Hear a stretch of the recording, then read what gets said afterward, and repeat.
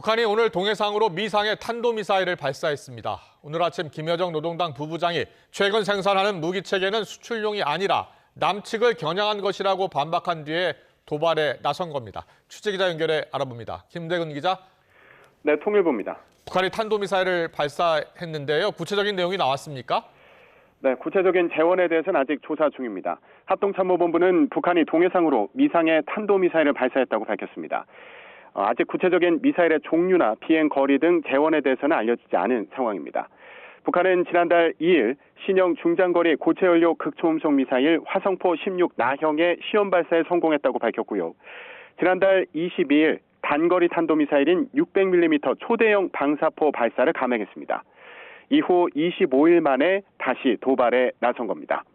그 사이 북한은 240mm 신형 방사포탄을 시험 발사하는 등 재래식 무기의 성능을 과시해왔는데요.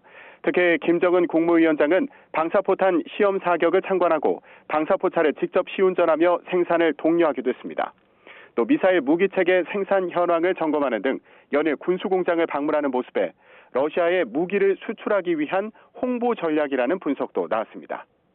그러자 오늘 김여정 노동당 부부장이 담화를 내고 북한이 개발하고 있는 무기체계는 러시아 수출용이 아니라 남한을 겨냥한 거라고 말했습니다.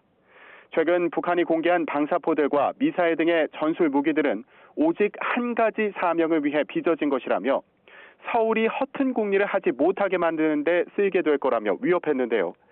북한의 이런 주장이 북러 무기 거래에 대한 비판이 거센 가운데 조만간 북한을 방문할 것으로 보이는 푸틴 러시아 대통령의 부담을 덜어주기 위한 거 아니냐는 해석이 나오기도 했습니다. 북한은 또 오는 8월 진행될 한미연합훈련, 을지 자유의 방패, UFS에 핵 작전 연습이 포함된 것을 두고 재앙적인 후과에 대해 숙고해야 할 것이라고 위협하기도 했는데요. 이런 가운데 북한이 또다시 탄도미사일 도발을 감행하며 위협 수위를 높이고 나섰습니다. 자세한 재원에 대해서는 나오는 대로 다시 전해드리겠습니다. 지금까지 통일부에서 YTN 김대근입니다.